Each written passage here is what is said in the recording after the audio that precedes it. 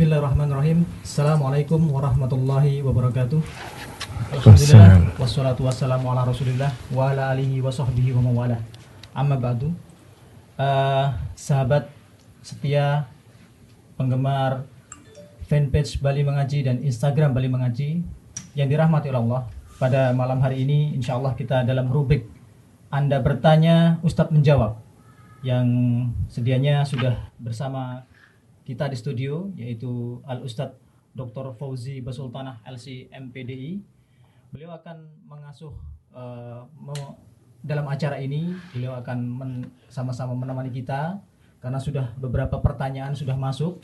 Jadi pertanyaan sebagaimana yang sudah kami share di grup WA Bali Mengaji ataupun media sosial yang lainnya melalui WA yang sudah disepakati bersama, dan insya Allah pada malam hari ini ada beberapa pertanyaan yang sudah masuk dan semoga kita bisa bersama-sama mengambil faedah dari apa yang akan disampaikan dari jawaban-jawaban atas pertanyaan yang sudah antum semua layangkan. Dan tidak lupa pula sholawat dan salam senantiasa kita haturkan kepada junjungan kita Nabi besar Muhammad SAW yang telah memberikan suri tauladan yang sangat baik bagi kita, sehingga kita bisa meniti kehidupan di dunia ini sampai nanti kita akan dipertemukan beliau di akhirat nanti kelak insyaallah. Amin Allahumma amin. Dan untuk menyingkat waktu insyaallah ana sapa dulu Ustadz. Oke Ustadz. Alhamdulillah. Insyaallah. Ana lihat antum sangat rutin dan intens juga mengisi kajian-kajian di Bali Mengaji Ustaz. Alhamdulillah, mudah-mudahan diberikan kesehatan lah. Nah, alhamdulillah.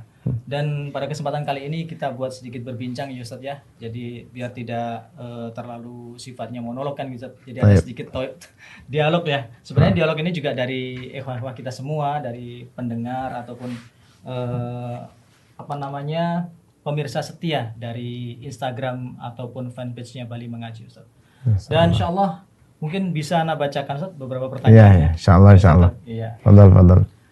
Jadi saudara sekalian yang dirahmati oleh Allah, ada pertanyaan yang dari saudara Aspi yang domisili di Jembaran. Ada dua buah pertanyaan Ustaz karena sudah ada di poin A dan poin B. Jika haid terus misal selama sebulan Ustaz, apakah mandi wajibnya saat 15 harinya atau hari keberapa Ustaz? Baik Ustaz, seperti itu pertanyaan. Bismillahirrahmanirrahim. Alhamdulillah wassalatu wassalamu ala Rasulillah wa ala alihi wa sahbihi wa wala. Amma ba'd, ikhwas sekalian dan akhwat yang dimuliakan oleh Allah.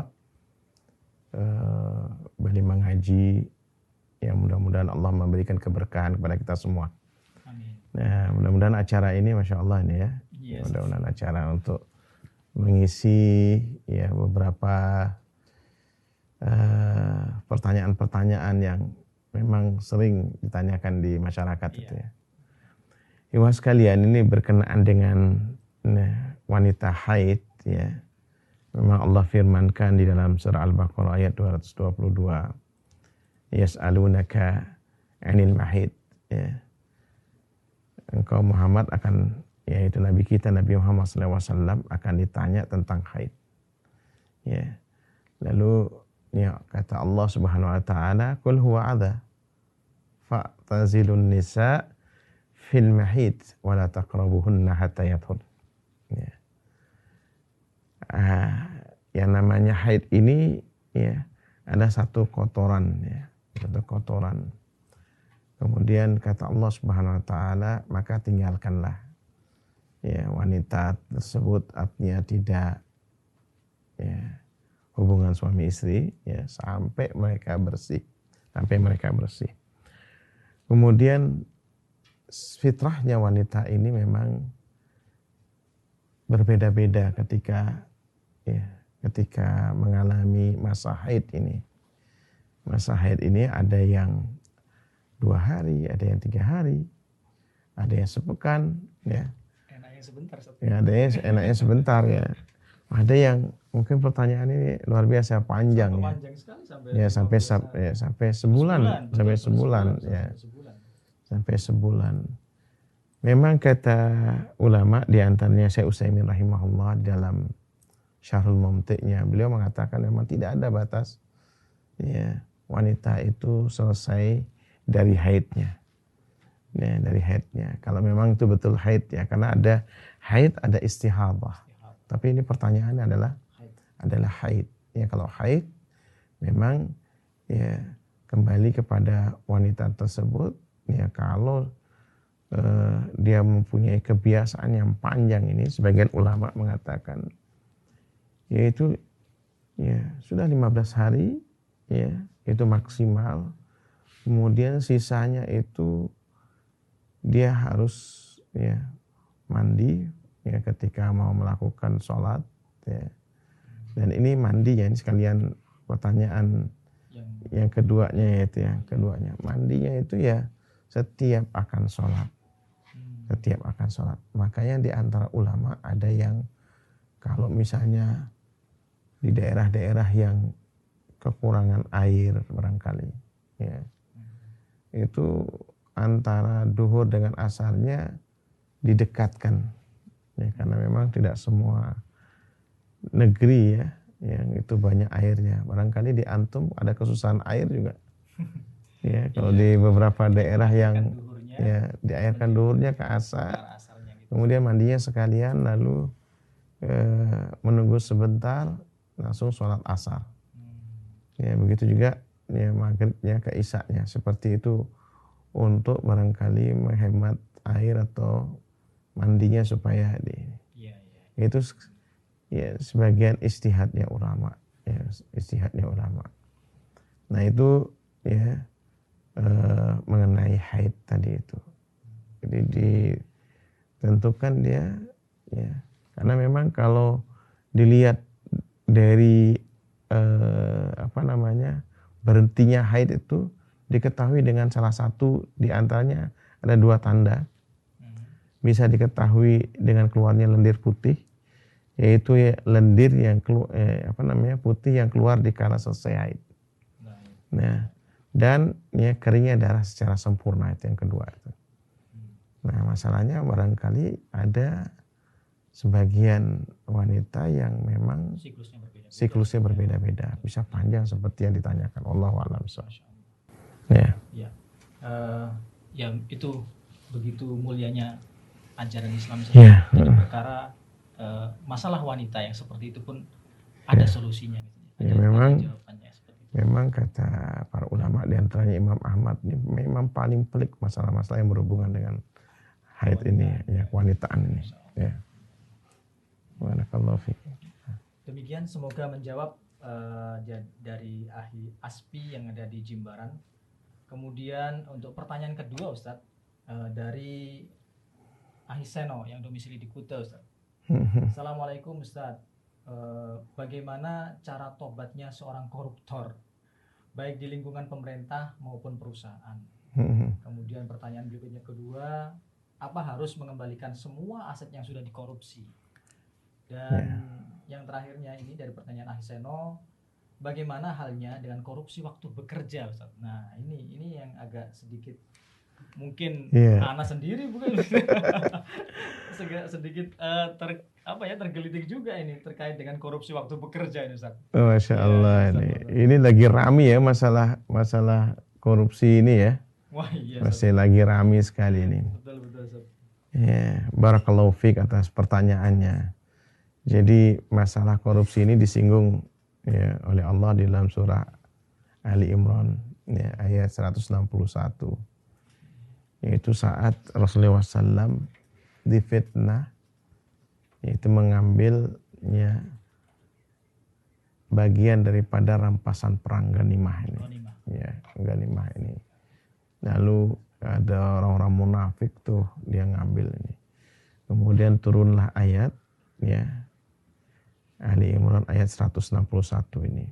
Ya Allah mengatakan a'udzubillahi minasyaitonir rajim wa ma kana linabiyyin ya ayyagul ya, tidaklah mungkin seorang nabi berkhianat dalam urusan harta rampasan perangnya. Tidak mungkin. Ya, wa may yaglul ya ya'ti bima ghalla yaumal qiyamah. Siapa yang berkhianat, yang korupsi, ya, maka dia nanti didatangkan oleh Allah di hari kiamat dengan apa yang dijadikan korupsi ini. Jadi korupsi ini Masya Allah berat sekali. Kalau korupsinya ya, mobil, nanti didatangkan dengan mobil digantungkan di lehernya itu. Ya, na'udzubillah min dzalik. Ya.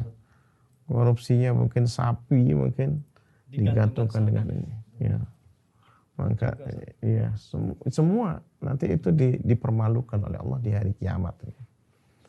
Nah, dari ayat inilah yang kemudian ya turun ya, yaitu haramnya korupsi, ya, haramnya korupsi ini.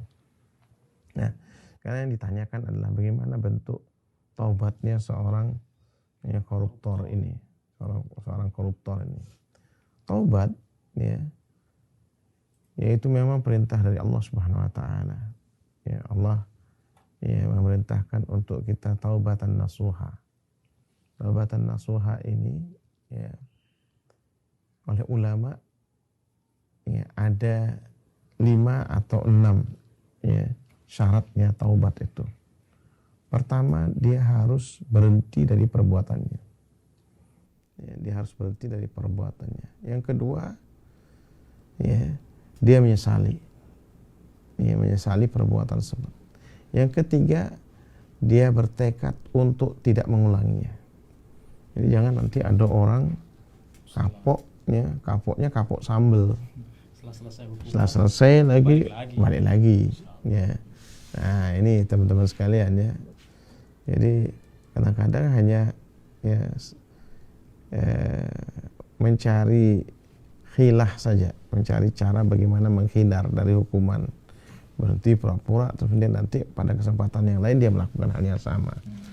Nah, taubatnya seperti ini diragukan diterima oleh Allah Subhanahu wa taala. Makanya ulama kemudian ya mengambil dari ya, beberapa firman Allah ini diringkas menjadi itu diantaranya. Kemudian yang keempat, kalau seandainya, nah ini dia yang berkenaan dengan ini, berkenaan dengan hak-hak manusia, ya hak-hak manusia, dia pernah berbuat zalim, dalam hal ini barangkali dia korupsi di perusahaannya atau di waktu dia menjabat misalnya, ya, tidak akan diterima oleh Allah Subhanahu wa taala taubatnya ini kecuali setelah dia mengembalikan seluruhnya, seluruh hasil korupsinya. Konsekuensinya seperti itu. Ya, Masya Allah para ulama hati-hati di dalam masalah-masalah ya, urusan korupsi ini. Ya. Makanya kalau di ayat ini, kalau kita lihat di asbabun nuzulnya, fitnahnya orang-orang munafik ini sederhana sekali. Ya, kelihatannya sederhana. Yaitu ada kain. Ya, kain bludru lah mungkin kalau gambaran kita ini. Yang indah tuh. Cuma sepotong kain. Sepotong kain. Itu difitnah diinikan kepada Rasulullah SAW. Kemudian Allah Subhanahu wa taala membersihkan ya Rasulullah SAW, kan tidak mungkin seorang Rasul.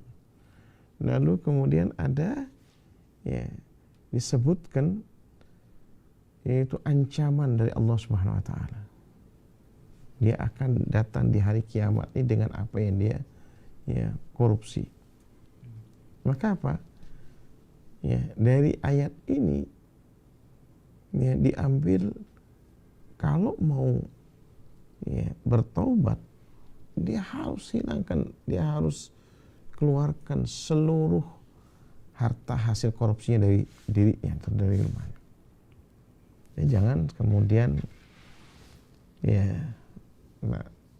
kita ya na'udzubillah min dzalik, ya jangan sampai ada diri kita atau keluarga kita melakukan, yaitu aji mumpung, ya, kesempatan menjabat ya, lalu digunakan untuk ya, kesempatan yang buruk, ya na'udzubillah min dzalik. Habis itu kadang-kadang ada yang beranggapan kamu jadi tumbalnya saja. supaya keluarganya kaya, sudah tidak apa-apa. Hukuman korupsi barangkali dianggap ringan kalau di negeri kita ini. Ya, di negeri kalau di syariat di negara lain bahkan itu dihukum mati ya. Kemudian sekarang barangkali ada wacana ke situ wacana ke sana. Dan memang ini sangat-sangat merugikan negeri kita dalam keadaan susah saat ini. Kemudian juga merugikan kalau di suatu perusahaan, merugikan perusahaannya. Kemudian jangan lupa mempermalukan keluarga kita akan perbuatan kita. Dia akan tersematkan di namanya, di keluarganya ila yaumil qiyamah, sampai meninggal dia akan ini bapaknya dulu koruptor dan lain sebagainya. Ini mempermalukan keluarga kita. Nah inilah makanya harus hati-hati ini. Maka tadi pertanyaannya yaitu apakah dia harus mengembalikan? Iya, harus kembalikan seluruhnya. Kemudian syarat yang kelima, innallaha yaqbalut taubat ma lam yughargir. Allah Subhanahu wa taala akan menerima taubat seseorang sebelum dia naza. Kalau dia sudah naza, maka apa, tidak ada manfaatnya. Kayak Fir'aun ketika mau tenggelam baru dia bertaubat kepada Allah Subhanahu wa taala, enggak akan diterima taubatnya oleh Allah Subhanahu wa taala. Dan yang keenam yaitu sebelum matahari terbit dari barat. Kalau sudah terbit dari ditutup pintu taubat. Jadi ini kesempatan. Jadi sekaranglah sesegera mungkin untuk bertaubat. Lalu ada pertanyaan berikutnya itu terkait dengan korupsi waktu bekerja itu. Korupsi waktu bekerja. Hewan sekalian rahimakumullah, ini penting juga kita sebagai orang yang kemudian bersama-sama dengan teman-teman kita di satu perusahaan atau instansi komitmen lah, atau di departemen kalau di pegawai negeri, itu hak antum jadi pejabat. Jabatan itu adalah amanah. Amanah itu harus ditunaikan. Di surah An-Nisa ayat 58 Allah memerintahkan kepada semua yang diberikan jabatan itu harus amanah dan dia harus adil. Amanah dan adil ini. Dan ini sebagai komitmen yang diajarkan oleh agama kita. Apa saja yang perlu disiplin waktu. Disiplin waktu. Kan tidak mungkin mohon maaf ini kadang-kadang kita jadi guru telat waktunya. Gimana sekarang ada siswa atau santrinya yang belajar kemudian diamanahi ke kita. Ini untuk guru kemudian juga kita bekerja di perusahaan lainnya, yang mana dituntut kita untuk loyalitas, untuk kemudian memperbaiki kinerja kita sesuai dengan perjanjian dengan insya Allah seperti itu. Baik, barakallahu fiik. Baik, kepada Hiseno yang menanyakan pertanyaan ini, semoga jawaban yang disampaikan oleh Ustadz tadi betul-betul bisa istilahnya mencerahkan kita semua sahabat dan juga pemirsa dari TV maupun fanpage-nya Bali Mengaji. Dan sambung nih Ustadz dengan pertanyaan berikutnya Ustadz ya. Ya, insyaallah. Pertanyaan dari saudari Titis Ustadz, insyaallah dari Denpasar. Bismillahirrahmanirrahim. Assalamualaikum Ustadz. Ana mau bertanya, bagaimana hukumnya jika ingin tetap bersedekah walaupun masih ada hutang yang belum terbayar? Boleh atau tidak Ustadz? Syukran. Jadi barakallahu fiik atas pertanyaannya. Titis ini kayaknya laki-laki ini. Oh, Titis laki-laki Ustadz. Kalau tidak salah ini jamaah pengajian juga ini rutin ikhwah, masya Allah pertanyaan ini. Yaitu sodakoh ini memang kita dianjurkan oleh agama kita, wa anfiqu mimma razaqnakum min qabli ayati ahadakumul maut fayaqula rabbi laula akhartani ila ajalin qarib fa asaddaqa wa aku minas salihin. Allah memerintahkan yaitu hendaknya ya kalian yang menginfakkan ya apa yang kami karuniai ya, sebelum datang kematian, ya sebelum datang kematian, yang mana di antara orang-orang munafik, karena ini ayatnya ya, terdapat di surah Al-Munafikun, ya surah Al-Munafikun. Nah, orang-orang munafik itu ya, biasa dia menyesali dirinya, ya, dan dia biasanya bakhil, kikir, itu biasalah sifat daripada orang munafik ini. Ya. Fayaqula rabbi laula akhartani ila ajalin qarib. Dia meminta kepada Allah Subhanahu wa taala untuk ditunda kematiannya. Kemudian fa asaddaqa, dia ingin bersedekah, wa aku minas salihin. Lalu ya aku menjadi orang-orang yang saleh. Nah, makanya kesempatan hidup ini diberikan oleh Allah sangat singkat sekali.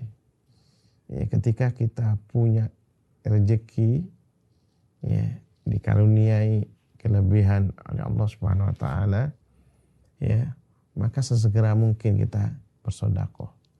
Dan insya Allah yang namanya sedekah ini ya, tidak akan mengurangi harta kita. Ya mana qasad min malin sedekah. Tidak akan berkurang harta ini gara-gara mengeluarkan sedekah. Dan barangkali si penanya ini ya, yaitu bagaimana dengan hutang? Dia masih hutang. Namanya kita bisnis, ya teman-teman sekalian, enggak lepas dari urusan pinjam meminjam, pasti ada hutang piutang. Ya, anak khawatir nanti jangan dijadikan harus. Ya kenapa ente tidak mau sedekah? Ya, aduh afwan ya, anak masih ngutang, masih nyicil ini dan nyicil, ya, nyicil ini dan nyicil itu gitulah. Ya, sampai kapan kemudian selesai cicilannya kan itu? Biasanya kalau manusia udah selesai rata-rata selesai ini nyicil lagi yang lain lagi. Nah, yang lain kan nggak sedekah-sedekah ya. Jadi tidak sedekah-sedekah. Jadi ya kalau misalnya jadi bahwa ya sedekah ini kan ya tidak lebih banyak dari zakat ya. Ya tidak lebih banyak dari zakat. Jadi kalau sedekah ini sifatnya adalah sunnah ya, sunnah muakkadah yang dianjurkan kita untuk ini. Ya, untuk kita bersedekah ini. Kalau seandainya ya diposisikan sedekah ini untuk melancarkan rezeki kita. Ya kan? Kadang-kadang rezeki kita ini seret sekali. Coba dilihat, pasti ada hal-hal yang sifatnya kembali kepada kekikiran kita nih. Ada kalau orang yang rezekinya seret itu kadang-kadang itu. Karena kikir biasanya itu. Jadi kalau seandainya ya apa namanya punya ya rezeki insya Allah ya sedekahkan nih. Kecuali sekalian rahimakumullah, ada orang yang punya hutang merasa seperti tidak punya hutang. Nah ini jadi masalah. Punya hutang merasa seperti sedekahnya lancar tapi hutangnya jarang nyaur. Nah ini juga kan. Ya, ini yang mungkin berbeda ya dari yang pertama. Ya pertanyaan itu. Kalau yang seperti ini antum wajib bayar hutang. Kadang-kadang orang hutangnya banyak, kemudian sedekahnya rajin sekali. Ya, dia bisa ya memberi sana memberi sini tapi hutangnya tidak dibayar-bayar. Ya ini perlu diingatkan antum. Ya, ada orang rajin sana kemari umroh misalnya. Tapi dia umrohnya utangnya tidak bayar-bayar. Nah ini tidak punya niat yang baik untuk itu.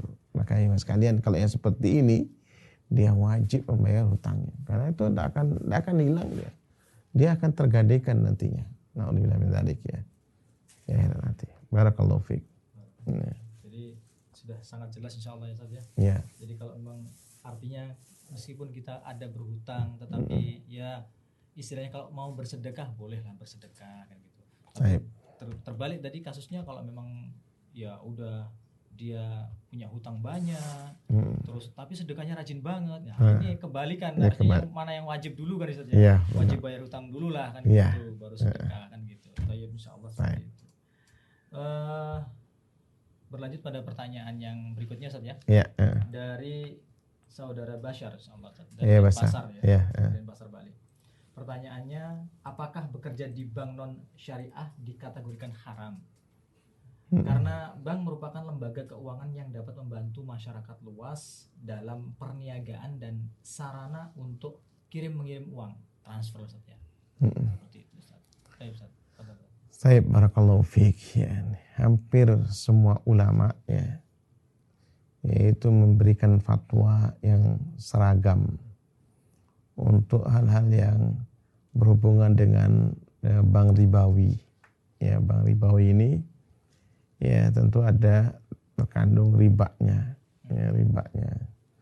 Jadi apapun yang ada di dalam aktivitas bank ribawi ini ya, dan ini bisa ya kemudian terkena bagi orang yang di dalamnya, bekerja di dalamnya.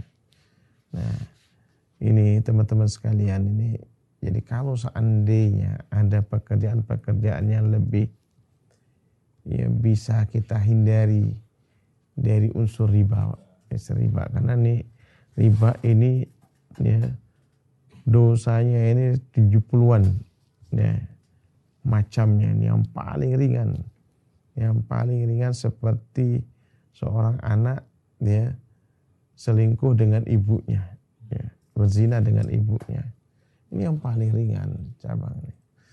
Nah, oleh sebab itu upayakan menghindar dari hal-hal yang seperti ini, menghindar dari hal ini. Dan ya tentunya ulama memberikan fatwa seperti ini ya tidak gampang, tidak mudah ya, karena mungkin beberapa orang sudah kecebur dalam hal ini, pasti ya terbiasa dengan ya ribawi ini. Kalau bisa dia pelan-pelan dia harus meninggalkannya. Ya, lebih baik dia tinggalkan daripada dia terlibat terus menerus di dalamnya. Ya, insya Allah seperti itu ya. Jelas Ustaz ya, insyaallah ya. Dan memang kadang-kadang kita sendiri saja secara umum kan ya secara masyarakat lah banyak berkomentar gitu bahwa gimana nggak bisa berkembang lah usaha kalau kita nggak bisa pinjam melalui bank. Tapi itulah fenomenanya kadang-kadang kalau berurusan dengan bank dia sangat rajin kelihatannya, diniatkan rajin lah Ustaz untuk anggap membayar hutangnya.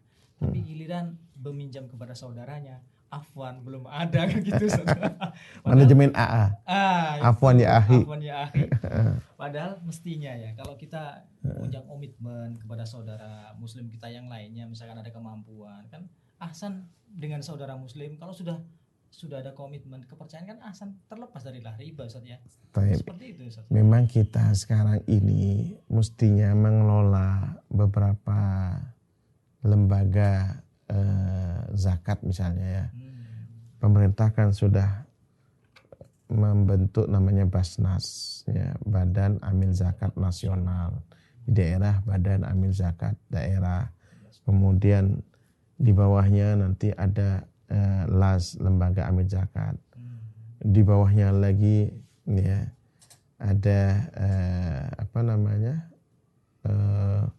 yang dikelola oleh ya beberapa masjid ya. Namun sayangnya ya orang-orang yang belum memaksimalkan ya lembaga tersebut dan masih ya bersifat konsumtif ya, konsumtif. Padahal kalau dikelola dengan baik ya, misalnya sekarang ini Masya Allah ada beberapa masjid ya sekarang sudah menerapkan ya lembaga zakat ini ya dengan cara bahwasanya fungsi masjid itu adalah baitullah ya sebagai tempat ibadah rumah Allah. Kemudian ada Baitul Mal, ya Baitul Mal yaitu ya, sebagai tempat keuangan dari ya, sisi ya, untuk sosialnya, Baitul Malnya. Kemudian yang sekarang ini yang lagi dikembangkan adalah Baitul Muamalah. Ya, Baitul Muamalah ini ya, dijadikan sebagai tempat ajang bisnis. Ya. Ada beberapa, bahkan saya dengar tempo hari di webinar itu ada masjid di Pontianak. Ya, itu sampai ya perputaran ya keuangannya per bulan itu 6 sampai 10 miliar. Ya, ya. Dan ini bisa dikelola dengan baik. Produktif. Ya, sekarang ini kan kita hampir rata-rata hanya sifatnya konsumtif. Hanya zakat kemudian disalurkan ke ini. Padahal memang selama ini ya kelemahan-kelemahan keuangan kita ini yaitu kadang-kadang hanya diberikan tanpa ada pelatihan. Ya, pelatihan. Mudah-mudahan teman-teman di lembaga amil zakat yang mudah-mudahan nanti di Bali ini ada insya Allah ya. Saya ngelihat di Dewan Masjid ya kota ya, di Masjid Dewan Masjid Kota ini ya, nanti akan diadakan dan ini mudah-mudahan nanti bisa ya sebagai untuk ya membangun wirausaha ya wirausaha ya selama ini ya seperti yang tadi ditanyakan jadi ya kebingungan hanya mau usaha modal nggak ada larinya ke bank. Iya, banyak kan seperti itu. Ya, di bank ini biasanya memang tidak ada ya mohon maaf ini studi kelayakan. Bank hanya melihat apa sih sekarang ya aset yang dianggunkan itu. Iya. Yang dijaminkan itu apa? Nggak dilihat nih orang ini dia mau usaha apa. Ya. Nah, ini hampir kelemahan itu ada di dua sisi ya lihat. Ya. Di dua sisi. Yaitu bank tidak melihat ini siapa nih orang ini mau pinjam untuk apa dia. Dia hanya lihat ya nasabah datang jaminan itu apa. Dan kemudian dia barangkali banyak stok uangnya ya, stok uangnya yang dia harus salurkan.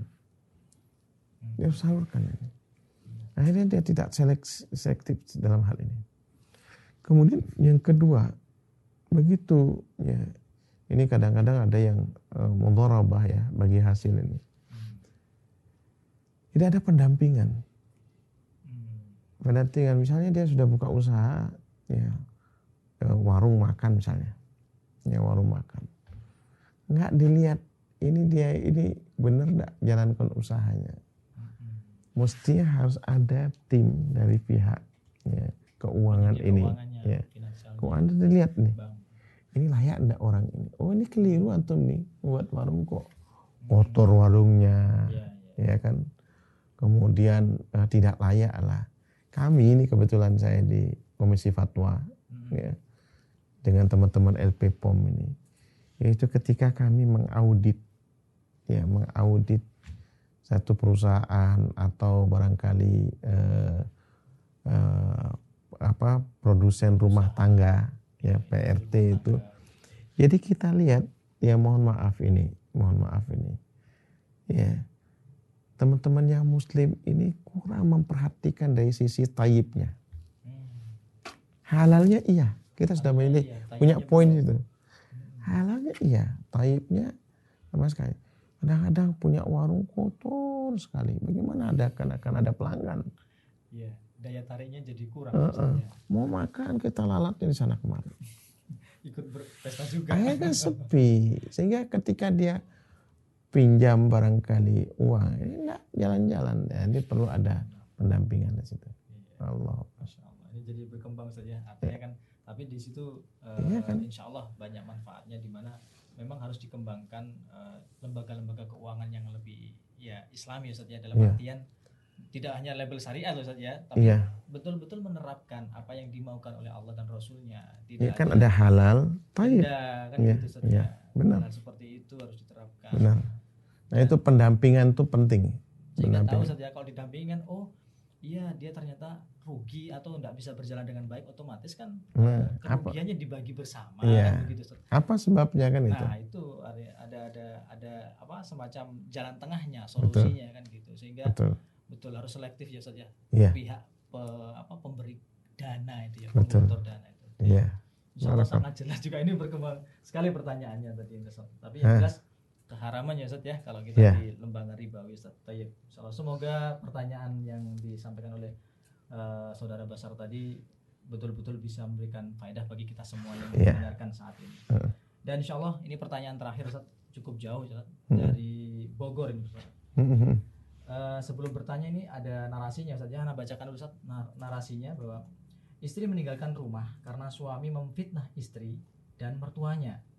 Katanya mendukuni suami karena ingin harta. Suami mendapat keyakinan tersebut dari mimpi Ustaz. Kemudian istri tidak tahan di rumah karena sering cekcok masalah ini. Istri dan mertua sudah bersumpah tidak melakukan apa yang dituduhkan. Istri sudah meminta bukti dan saksi, tapi suami tidak percaya dengan sumpah istri dan juga tidak punya bukti atas tuduhannya selain dari mimpi. Nah, pertanyaan dari saudari Lia Hindrawati dari Bogor ini, pertama, apa hukumnya istri keluar rumah karena tidak tahan dengan tuduhan suami? Kemudian yang kedua, bagaimana menasihati suami tentang keyakinannya terhadap mimpi tersebut, Ustaz? Ayo Ustaz, cukup jelas pendapat. Saya barakallahu fiik ini. Ya, ini permasalahan rumah tangga ya. Yang mana ya sering sekali ya terjadi kesalahpahaman di antara suami dan istri ini, karena mohon maaf ini yang sering itu adalah kadang-kadang istrinya rajin pengajian ya suaminya enggak, suaminya belum ya kan itu, atau sebaliknya suaminya pengajian terus keliling kemana-mana, istrinya ditinggal nih, tidak sejalan. Bagaimana ya membangun rumah tangga itu harusnya dibekali dengan ilmu agama. Ya kan, firman Allah ya yang sering Rasulullah SAW bacakan ya ketika menikahkan putri-putrinya ya, yaitu di surah Al-Ahzab itu, ya ayyuhalladzina amanu taqullaha wa qulu qaulan sadida yuslih lakum a'malakum wa yaghfir lakum dzunubakum wa may yuti'illah wa rasulahu faqad faza fawzan 'azima. Ini ayat yang ketiga yang dibacakan oleh Rasulullah SAW, yaitu kita disuruh jujur ya, qaulan sadida, di samping iman dan takwa, kemudian waqulu ya, yaitu dengan perkataan yang benar ya, perkataan yang jujur ini.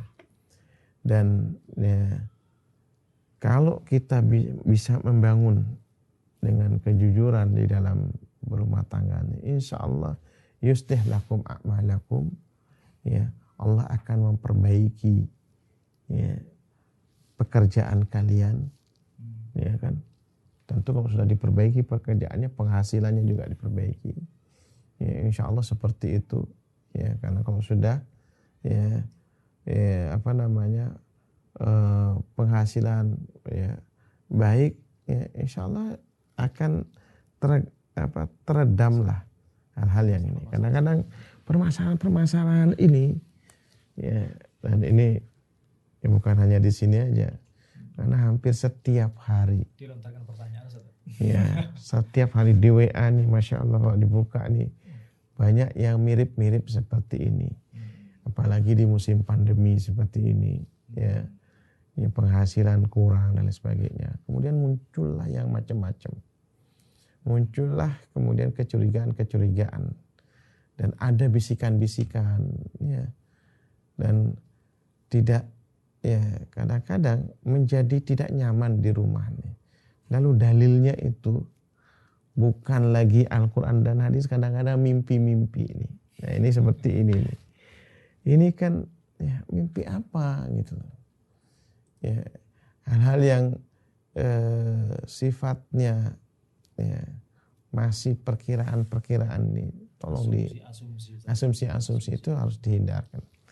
Dan ini Allah singgung ini ya di dalam firman-Nya di surah An-Nur nih ya, ayat 6 nih, walladzina yarmun azwajahum wa lam yakum lahum syuhada. Dan ini Allah singgung ini kalau seandainya ya, orang-orang yang menuduh ya, pasangan hidupnya, entah dia posisi sebagai suami atau sebagai istri, lalu dia tidak mendatangkan saksi illa anfusahum ya,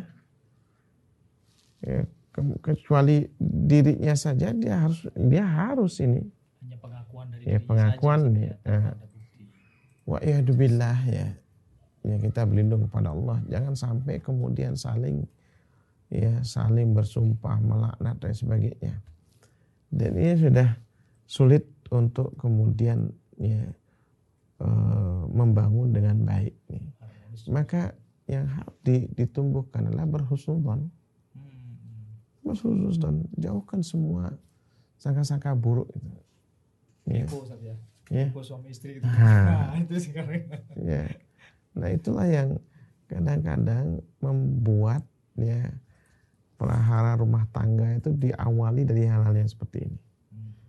Ya, kemudian akhirnya tadi kalau dia lari istrinya karena sudah tidak kuat lagi dengan perlakuan ini. Nah, ini teman-teman sekalian ini. Jadi haruslah bersabar kemudian. Ya, barangkali ya kadang-kadang kita harus introspeksi diri kita sendiri itu. Ya. Marahan itu nggak bisa dihindari. Pasti ada lah. Pasti ada. Namanya berumah tangga. Beda kan itu. Ya. Belum lagi punya putra-putri kan gitu. Walaupun air kadang-kadang diibaratkan kata orang-orang tua, air di dalam talam pasti ada riaknya dia. Iya. Di atas talam itu pasti ada kanda-kanda riaknya, walaupun yang tenang pasti akan ada riaknya. Nah, ini tidak mungkin dihindari, tidak mungkin kita hindari. Yang seperti ini nih harusnya ada ya calling down lah, ya kan.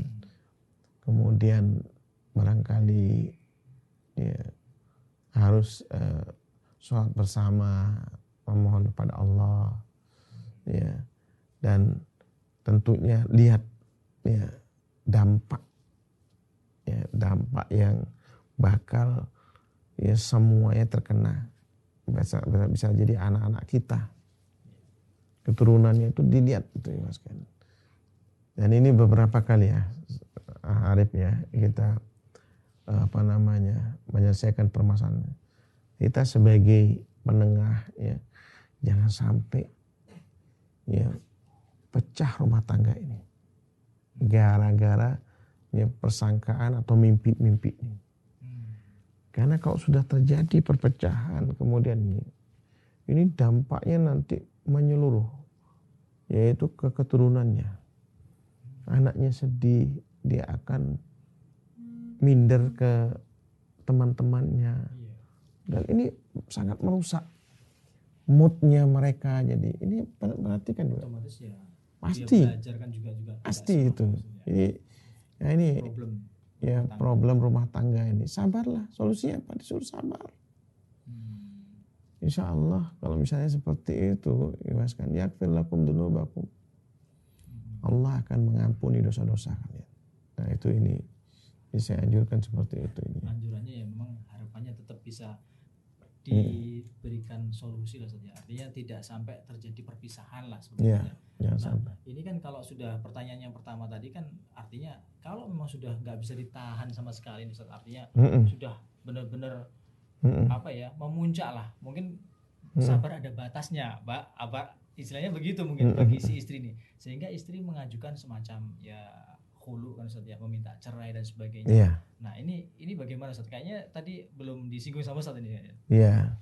Jadi khulu itu adalah jalan terakhir lah. Ya, jalan terakhir karena memang susah untuk dikembalikan lagi ya.